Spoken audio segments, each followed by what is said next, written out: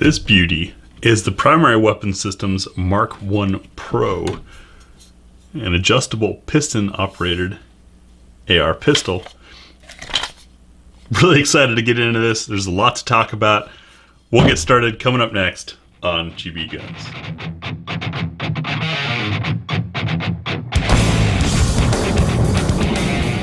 Before I dive into the gun itself, just wanted to show a little bit of extras that come with it. You do get this tool here for adjusting your gas system, although they say the end of a bullet will also work. One of these very cool metal keychains. It's a 1/10 scale metal model of the 107 Mod 2 SBR. Also works as a bottle opener. I have one that I use for my range key. Works really well. And not a cheap PMag. You get a nice Lancer mag coming with this, because this is indeed a premium type gun. So let's take a look at things. Starting at this end. This is the pistol storage device that I discovered thanks to Primary Weapon Systems. I've done an independent review of just this, as well as an article. Gives you a spot to put a spare mag, but more importantly, this is not a brace and this is not a stock. It has its own classification with the ATF. You can look up our video on that to learn more. We can see we've got one of the ratcheting castle nut systems on the back here with a QD point. A nice, what is this, BCM? Yeah, BCM grip with lots of texture on it and a more straight angle, which helps when you've got such a short length of pull.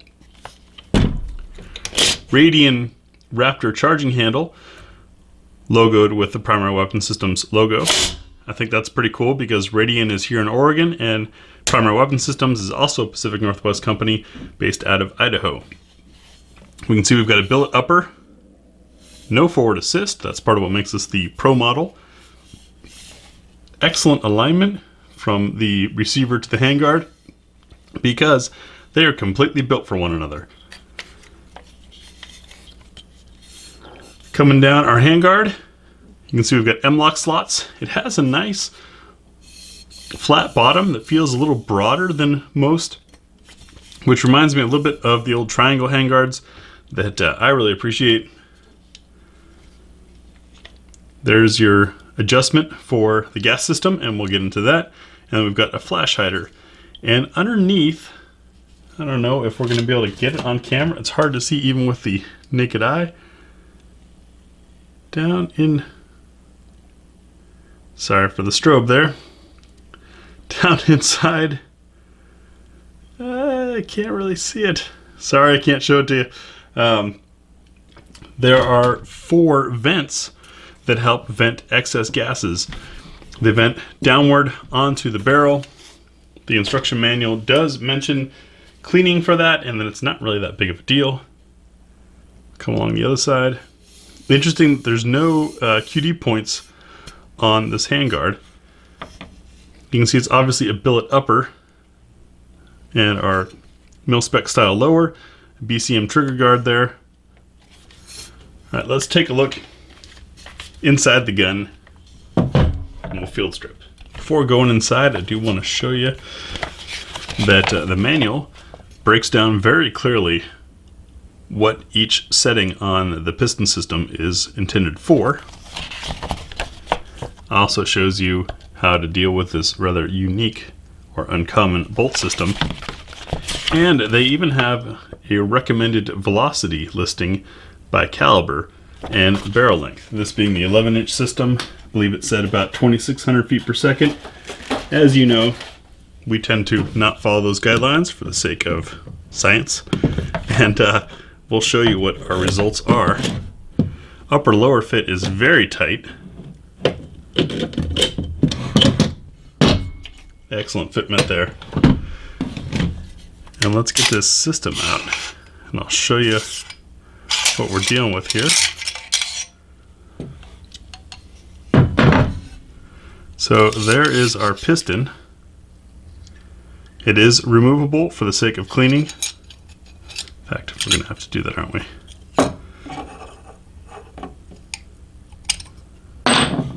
So once that piston comes off, we can remove our charging handle. It's a standard charging handle.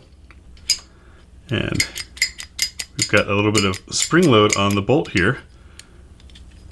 Wonder if, nope, the firing pin is not spring loaded itself. Let's take a closer look.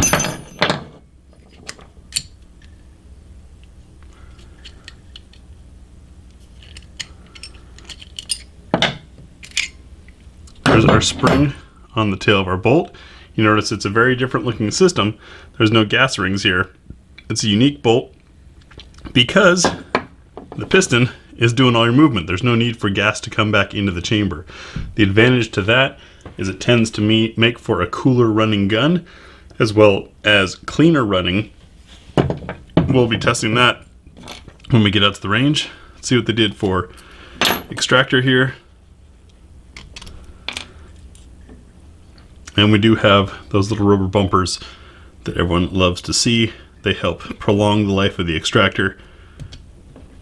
I don't cry if there's not one in there because it's a cheap part. See, very unique staking system here, but that's because it's a unique system. Kind of a neat deal. The bolt feels a bit lighter. And you notice we've got a little swell on the tail here to help keep everything aligned. It's also one of Primary Weapon Systems' own H2 buffers. And as I put this back together, I want to show you just how smoothly this gun cycles. So with that spring in there, you do have to keep some pressure, but nothing too difficult. I'm really curious to get this out and find out what kind of differences we've got as far as temperature and the cleanliness. Some people might ask why.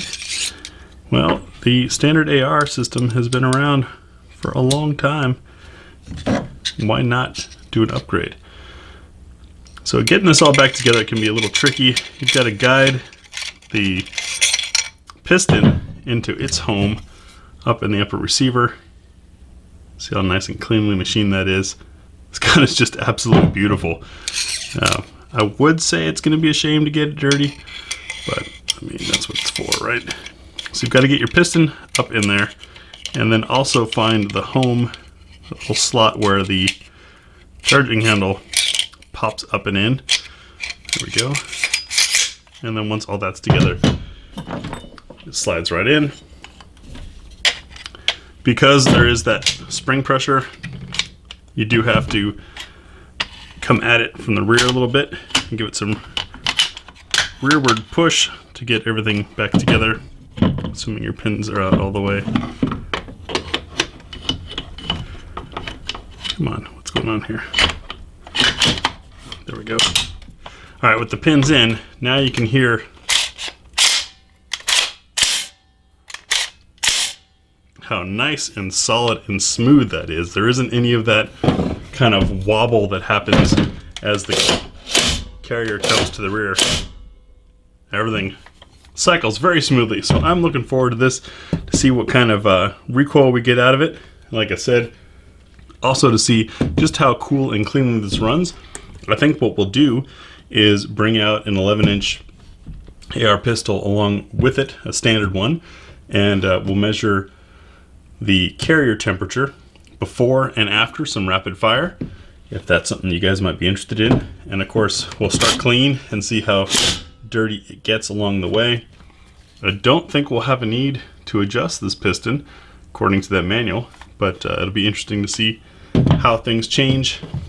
I really wish you guys could see in there the 4 holes along this tube that vent the excess gases as the piston travels.